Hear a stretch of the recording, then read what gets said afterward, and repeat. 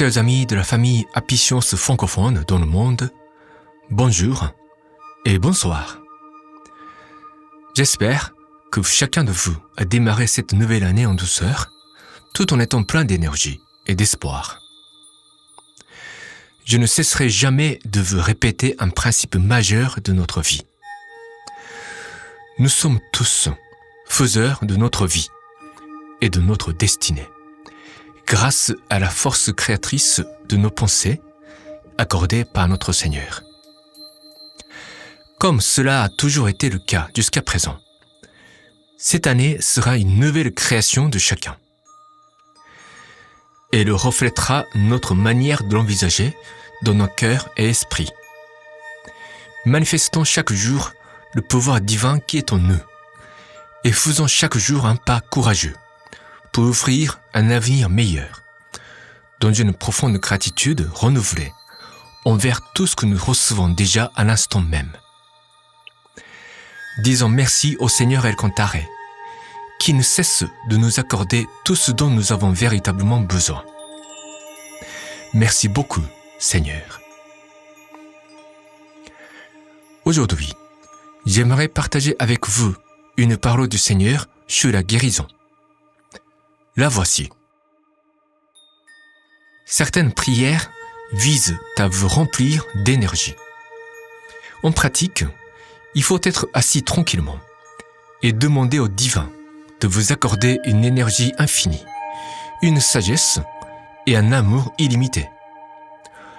Et tout au long de ces prières, visualisez cette merveilleuse énergie qui vient du ciel et que vous recevez. Lorsque vous vous sentez ainsi complètement rechargé, il est essentiel de songer à la manière de mettre ce pouvoir infini au profit de votre vie et du monde. C'est un extrait du formidable livre de Maître Okawa intitulé « Corps et esprit, la voie de la guérison », disponible en français dans nos temples et même en ligne chez Amazon par exemple. C'est à ma connaissance le livre le plus exhaustif sur la question des maladies et de leur guérison, avec de multiples explications sur la cause véritable de notre mal-être physique et spirituel. À lire absolument quand vous êtes malade, ou quand vous avez des malades dans votre famille, ou encore quand vous travaillez dans le secteur de la médecine.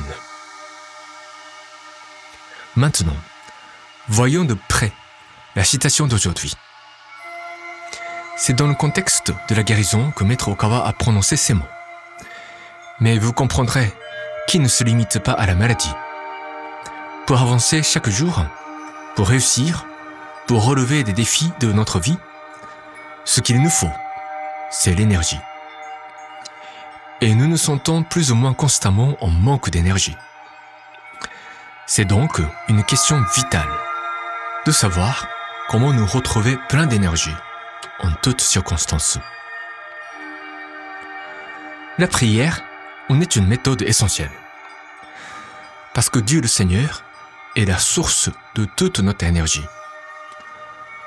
Notre sutra fondamental, les paroles véritables prononcées par Bouddha, commence avec ces lignes. Jadis était la lumière dans le grand univers. La lumière est l'énergie de Bouddha. Les gens vivent grâce à cette énergie et l'énergie de Bouddha a formé l'histoire humaine. Les êtres humains que nous sommes sont des enfants de Dieu et en ce sens, nous sommes constamment reliés à la source de l'énergie illimitée qui a donné naissance à tout ce qui existe au sein de notre univers et même des multivers.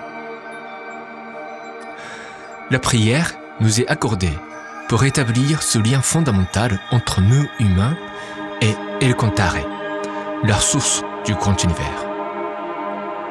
Pour le faire, Maître Okawa nous enseigne de prononcer soit à haute voix, soit dans l'esprit, les mots comme « Accorde-nous une énergie infinie »,« Accorde-nous une sagesse et un amour illimité ». On se retrouve dans un état réceptif.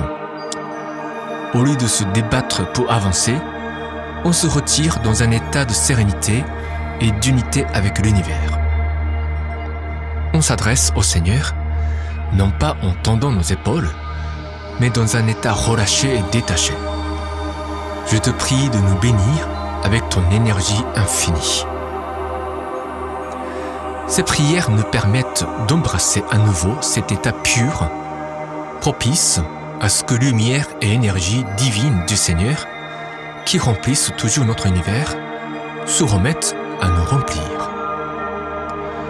Si on sent qu'elles nous manquent, c'est qu'on les empêche de venir à nous.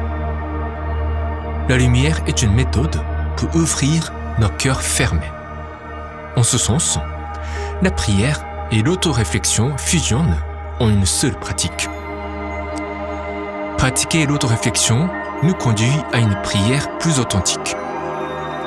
Rechercher une prière véritable conduit à travailler davantage sur notre état d'esprit pour sonder où se situent ces blocages. La prière n'est pas que ces mots que vous prononcez. Il faut accorder votre esprit aux mots de prière. Quand vous priez, ô Seigneur, origine de tout, accorde-nous ta lumière illimitée. Il faut vraiment visualiser que la lumière illimitée déverse d'une source infinie et que tout notre esprit est totalement trempé dans ce flux majestueux d'énergie divine.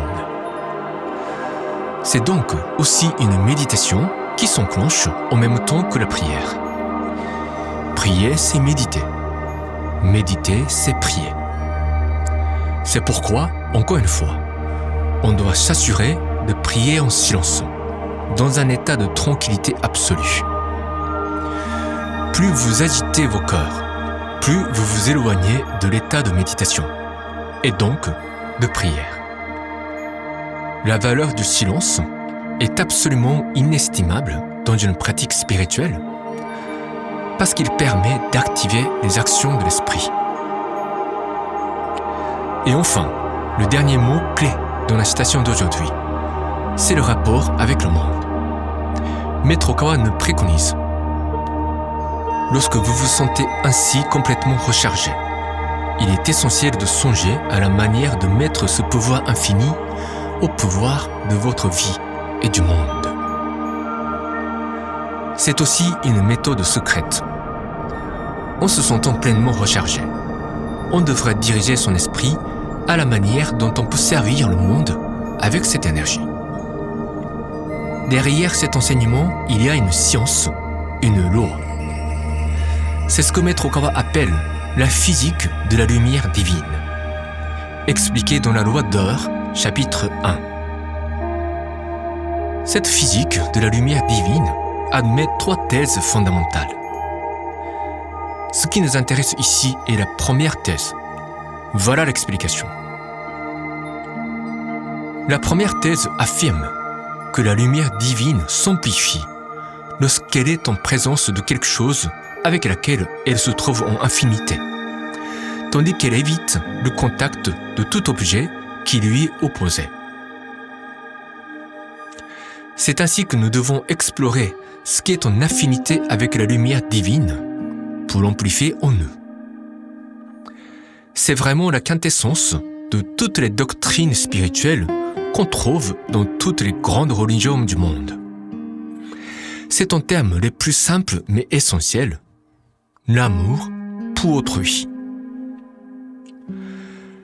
La lumière est lumière parce qu'elle cherche à éclairer le monde. De même, nous avons une nature innée qui veut donner au monde, servir le monde, pour qu'il soit plus lumineux, plus joyeux, plus harmonieux. Ce n'est pas un principe moralisateur. Cela doit venir naturellement du fond de notre cœur. C'est de découvrir le vrai souhait de nos âmes. C'est ainsi que la question de l'éveil résonne profondément avec la prière. Prier, c'est rechercher un état d'éveil plus élevé, plus complet, plus profond.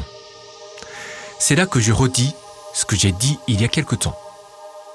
Le bouddhisme et le christianisme doivent s'unir chez tous les membres de la puissance, et c'est la seule voie vers l'avenir de l'humanité. C'est tout pour aujourd'hui. J'espère que mes réflexions vont vous aider à mieux prier et à vous sentir rempli d'énergie du Seigneur dans votre vie quotidienne.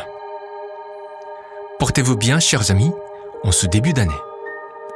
Je prie que vous demeuriez constamment dans la lumière illimitée du Seigneur El Cantare, en toute situation, quoi qu'il arrive. Excellente journée à tous. À très bientôt.